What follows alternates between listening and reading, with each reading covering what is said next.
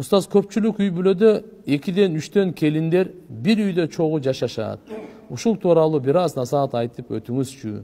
Мен бир уктум эле. Кайнага менен келиндер көп убакыт чогуу бир үйдө жашабаш керек. Мүмкүн болушунча бөлөк бөлүнүп жашаш керек деп. Каталарым болсо кечириңиз. Жок.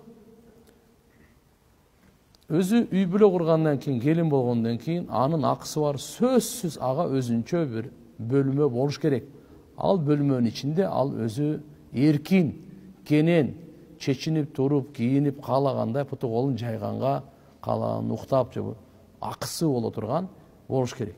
Аны ар ким аралашып кире бере турган бир бөлмөдө өзүнчө азыр мисалы бир 3-4 менен жок андай болбойт. Туугандар, бул күнөөгө алып барып коет. Пайгамбар саллаллаху алейхи вассалам айткан, гайын өлүм деген.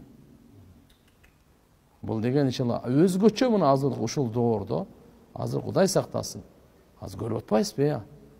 Анча-мынча мына мен катык айтсам, кээ бирлери капа болот. Айбан ата деп айтам да, эмне деп айтам анан? Шайтан ата деп айтам да. Өзүнүн кызына, башкасына, бул не деп айтыш керек анан? Ушундай болуп аткан учурда шарият бардыгын махрам, намахрамдардын маселелерин чечип койгон. Иhtiyаттуулукка биз өзү алданып кала турган нерсе. Бул жактан эле тормузду берген, андай арамга жакындаба, алданып каласың сени. Өзүң билбей каласың ошол жакка барып калганыңды деп. Азыр канча мындайлардын үй бүлөсүндө.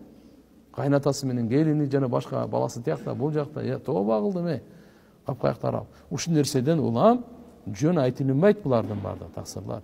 Өзгөчө болуш керек, өзүнчө болуш керек. Кичинекей болсо дагы мейли.